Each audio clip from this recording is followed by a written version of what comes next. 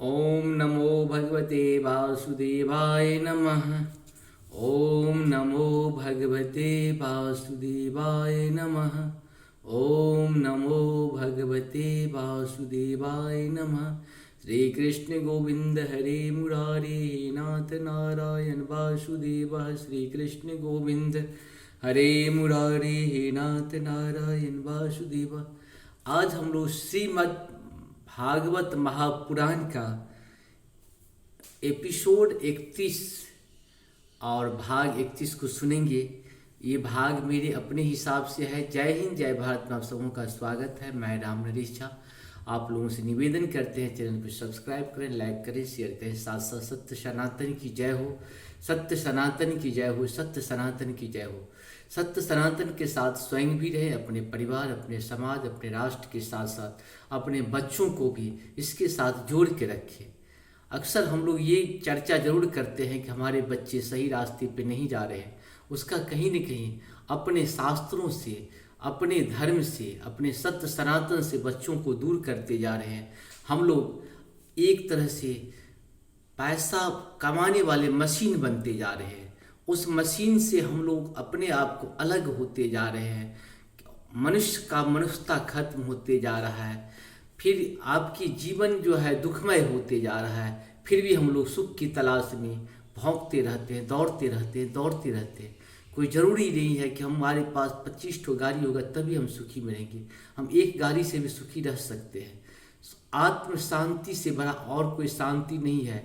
मनुष्य रूपा शरीर जो प्रभु ने दिया है उसे हम ज़्यादा से ज़्यादा अपने सत्य सनातन के लिए उपयोग करें, इस पे ध्यान दें। पैसे के पीछे भागना तो मानवता का जो है दानव बनाने का एक तरीका है। आप मशीन की तरह पैसा कमाते हैं लेकिन उसका कितना उपयोग कर पाते हैं, ये बहुत बड़ी बात है। ये जिम्मेदारी है हम लोगों का। हम अपने कमाई का 2 से 5% भी उपयोग नहीं कर पाते हैं। संपत्ति तो वही रह जाता है। और एक चीज़ और जो हम लोगों को करना है, अपने बच्चों के प्रति जिम्मेदारी हम लोगों को ज़्यादा से ज़्यादा निभानी पड़ेगी। हम सिर्फ पैसे के पीछे, अगर पैसे के पीछे 10 घंटा भागते हैं, अपने बच्चों के पीछे भी कम से कम 2 घंटा, 1 घंटा, 20 minute, 30 minute, 40 minute, 50 minute, 100 minute तक कम से कम जरूर दीजिए। कम से कम जितना घंटा आप पैसा कमाने पे देते हैं उसका मिनट कम से कम अपने बच्चों के पीछे दीजिए कि बच्चा जा रहा है, कहाँ जा रहा है, क्या कर रहा है, क्या इसे पढ़ रहा है, नहीं पढ़ रहा है। ये सारी जानकारी लेना आप सबों का कर्तव्य है। क्योंकि हम जो खर्च कर रहे हैं उसका कहीं न कहीं हमको उसका रिटर्न मिल रहा है कि नहीं मिल रहा है। जब तक अपनी जिम्मेदारी से होता क्या है कि हम लोग पैसे कमाने के बाद सोचते हैं कि अब मेरी कोई जिम्मेदारी नहीं। पैसा थोड़ा कम भी कमाएंगे तो चलेगा, लेकिन अपने परिवार, अपने घर की जिम्मेदारी नहीं उठाएंगे तो इससे पैसा ही सब कुछ नहीं होता है। पैसा ठीक है, होता है, लेकिन पैसा सब कुछ नहीं होता है। पैसा की थोड़ा सा आज के डेट में बहुत सारे साधन उपलब्ध हैं। हम 5,000 का कपड़ा नहीं लेके 500, 1,000 के भी कपड़ा से अपनी ज़िंदगी को बिता सकते हैं, लेकिन अपने परिवार को सुरक्षित रख सकते हैं। और पैसे के होड़ में हम जो है अपने परिवार को, अपने भाई बंधु के साथ साथ अपने बच्चों को भी कहीं न कहीं खतरे में डाल रहे हैं। उनके प्रति हमारी जिम्मेदारी खत्म नहीं हो जाती। अपने परिवार के प्रति भी हमारी जिम्मेदारी है, अपने भाई बंधु के प्रति भी हमारी जिम्मेदारी है। जिम्मेदारी सिर्फ एक का नहीं होता है। मानव जीवन बना है तो मानवता के लिए जिम्मेदारी है। कोई अगर आपका परिवार का लोग अगर दुखी है तो उसकी आपकी जिम्मेदारी है उसकी सुख पहुँचाना। आप अपने 10 तल्ला से 20 तल्ला बना लेते हो, अरे कभी दान भी दिया करो। अपने परिवार को देखो, जो अगर कोई दुखी है उसे हम अगर एक ठो घर दे देंगे बना के तो हम गरीब नहीं हो जाएंगे, बल्कि पुण्य मेरे पास बहुत अर्जन हो जाएगा। आप अपने बच्चों के लिए 1 लाख भी घर बना के चले जाओगे तो जो जितना घर बनाता है उसके बच्चे उसे उतना ही ज़्यादा गाली देते हैं। आप देखते होंगे एक से एक अरबपति खरबपति का क्या दुर्गति होता है। अपने देश में ही है, अपने समाज में, अपने परिवार में ही देख लीजिए ना। उन्होंने जीवन भर कष्ट कट के हर लोगों का पैसा हड़प के, भ्रष्टाचारी कर के बच्चों के लिए खूब पैसा जमा किया, खूब पैसा जमा किया।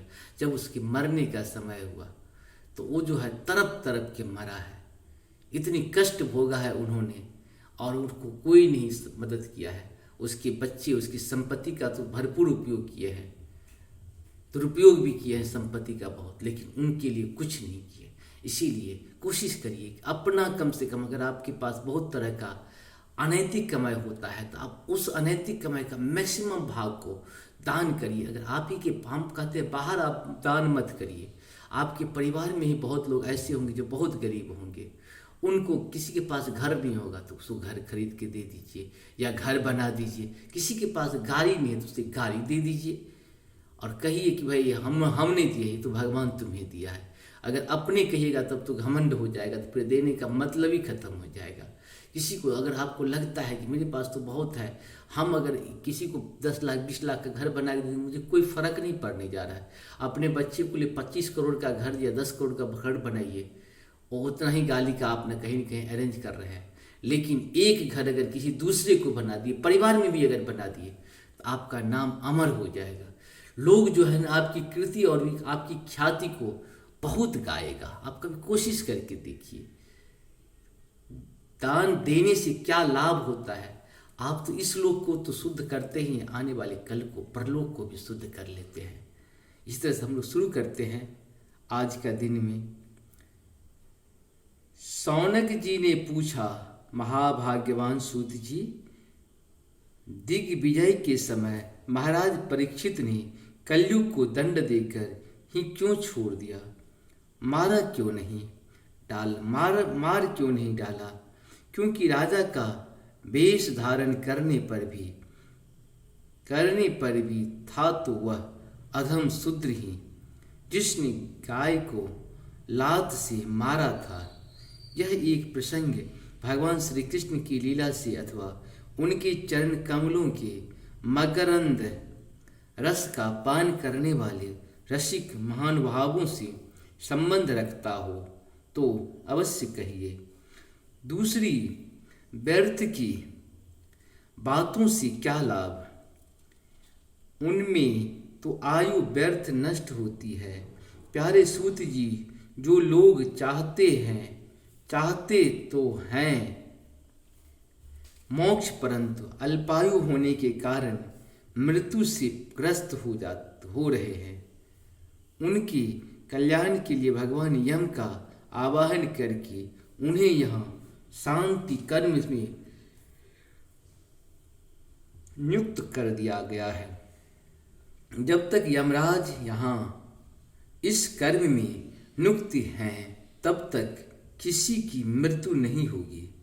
मृत्यु से ग्रस्त मनुष्य लोक के जीव भी भगवान की सुधा तुल्य लीला कथा का पान कर सके, इसीलिए महर्षियों ने भगवान यम को यहाँ बुलाया। एक तो थोड़ी आयु और दूसरी कम समझ। ऐसी अवस्था में संसार के मंदभाग्य विषयी पुरुषों की आयु व्यर्थ ही बीत जा रही है। नींद से रात और व्यर्थ के कर्मों में दिन। सूत जी ने कहा, इस समय राजा परीक्षित कुरु जांगल देशों में सम्राट के रूप में निवास कर रहे थे। उस समय उन्होंने सुना कि मेरा सेना द्वारा सुरक्षित साम्राज्य में कलयुग का प्रवेश हो गया है। इस समाचार से उन्हें दुख तो अवश्य हुआ, परंतु यह सोचकर कि युद्ध करने का अवसर हाथ लगा, वे इतने दुखी नहीं हुए। इसके बाद युद्धवीर परीक्षित ने धनुष हाथ में ले लिया। वे श्याम वर्ण के घोड़ों में जुते हुए सिंह की ध्वजा वाले सुसज्जित रथ पर सवार होकर दिग्विजय करने के लिए नगर के बाहर निकल पड़े। उस समय रथ, हाथी, घोड़े और पैदल सेना अनेक साथ साथ चल रही थी। उन्होंने भद्राश्व, केतुमाल, भारत, उत्तर कुरु और किम पुरुष आदि सभी वर्षों की जीत कर वहाँ के राजाओं से भेंट ली। उन्हें उन देशों में सर्वत्र अपने पूर्वज महात्माओं का सुयश सुनने को मिला। उस यशोगान से पद पद पर भगवान श्री कृष्ण की महिमा प्रकट होती थी।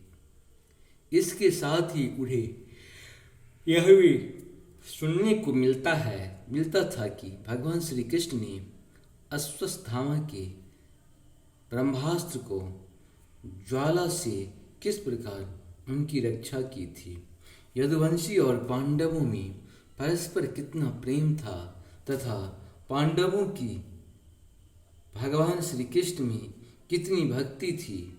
जो लोग उन्हें ये चरित्र सुनाते उन पर महामना राजा परीक्षित बहुत प्रसन्न होते, उनके नेत्र प्रेम से खिल उठते। वे बड़ी उदारता से उन्हें बहुमूल्य वस्तु और मणियों के हार उपहार के रूप में देते।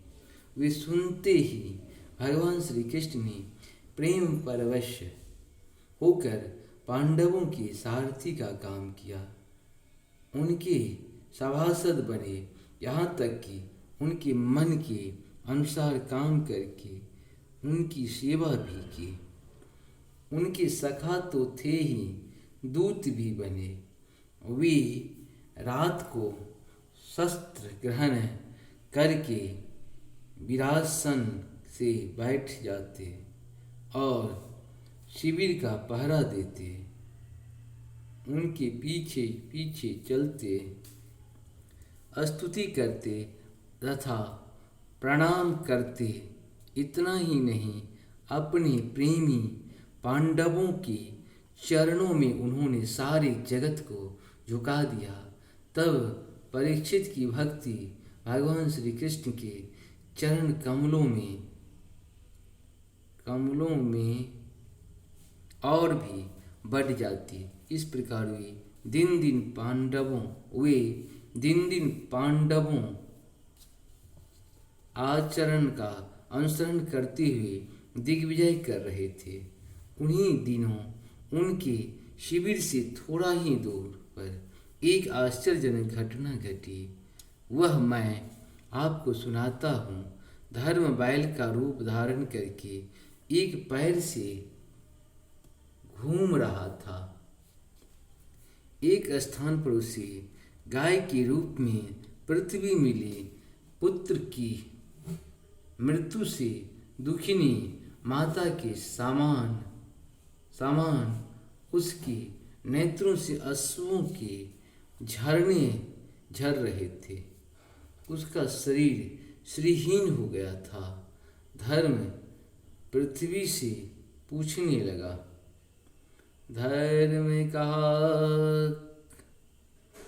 धर्म ने कहा, कल्याणी कुशल से तो हो ना?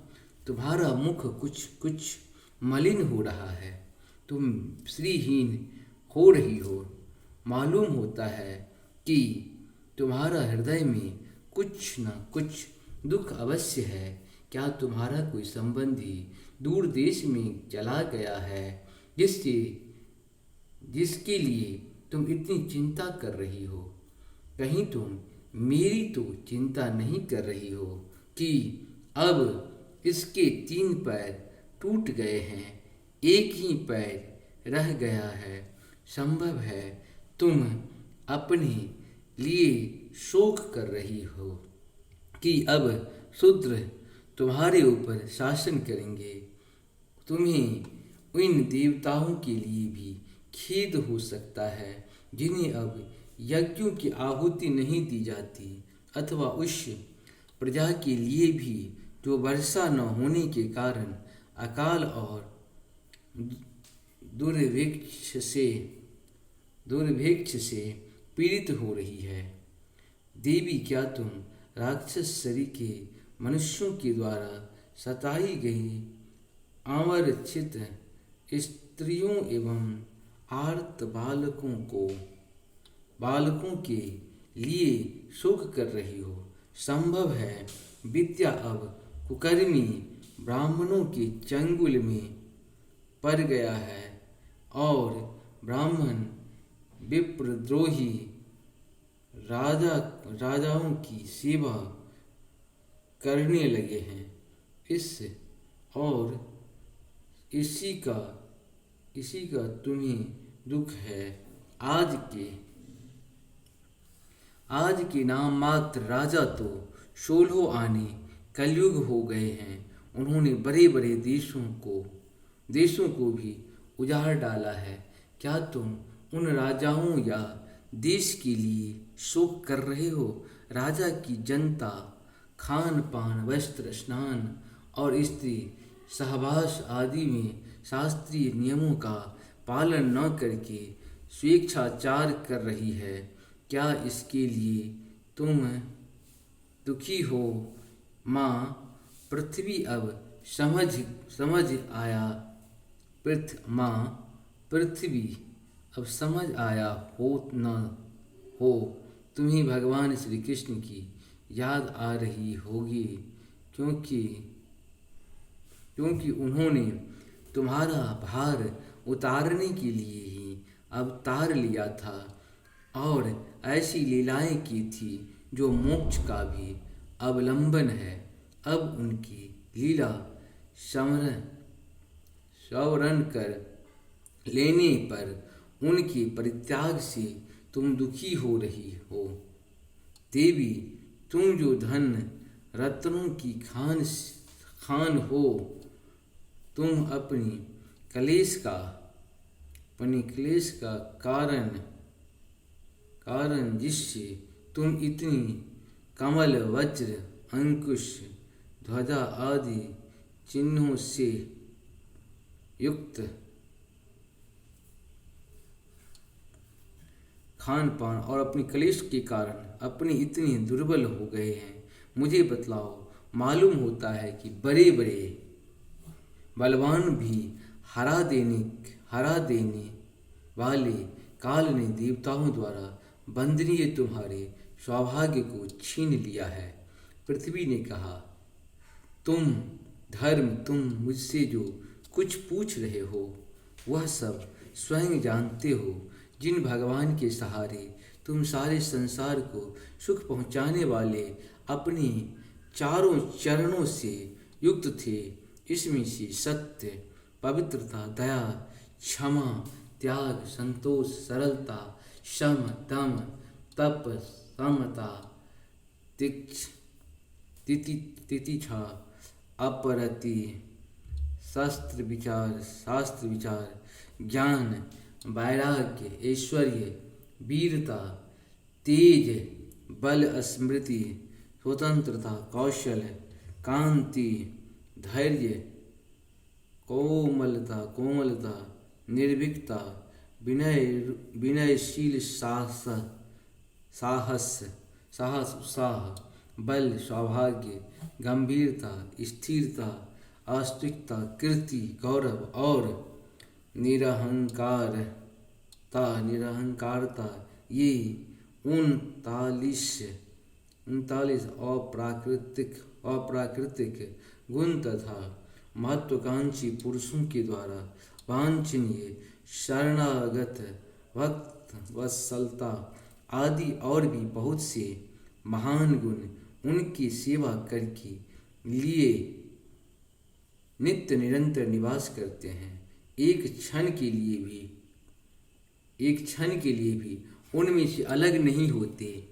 उन्हीं समस्त गुणों के आश्रय सौंदर्य धाम भगवान श्री कृष्ण ने इस समय इस लोक से अपनी कलाल स्वर्ण कर ली है और यह संसार पापमय कलयुगी की कुटुंब को दृष्टि का शिकार हो गया।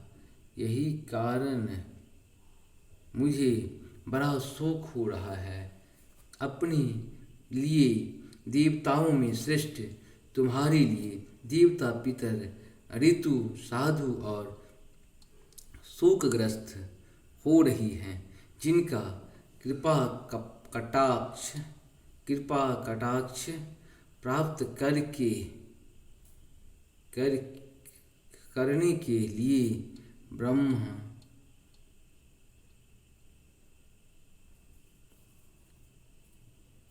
ब्रह्मा आदि देवता भगवान और ऐसी लीलाएं भगवान ब्राह्मण कटाक्ष जिनका कृपा कटाक्ष प्राप्त करने के लिए ब्रह्मा आदि देवता भगवान के शरणागत होकर बहुत दिनों तक तपस्या करते रहे, वही लक्ष्मी जी अपने निवास स्थान कमल वन का परित्याग करके बड़े प्रेम से उनके चरण कमलों की सुभग छत्र छाया का सेवन करती है।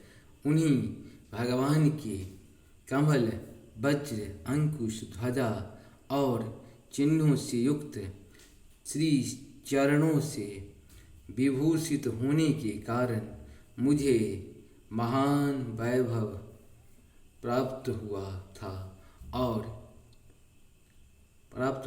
और मेरी तीनों लोकों से बढ़कर शोभा हुई थी, परंतु मेरे सौभाग्य का सब अंत हो गया। भगवान ने मुझे अभागिनी को छोड़ दिया। मालूम होता है मुझे अपने सौभाग्य पर गर्व हो गया था, इसीलिए उन्होंने मुझे यह दंड दिया था। इस प्रकार से हम लोग का 31वां ये पूर्ण हुआ। कल फिर 32वां करेंगे। आप सबको बहुत बहुत धन्यवाद। जय हो जय हो जय हो जय हो श्री हरि, जय हो।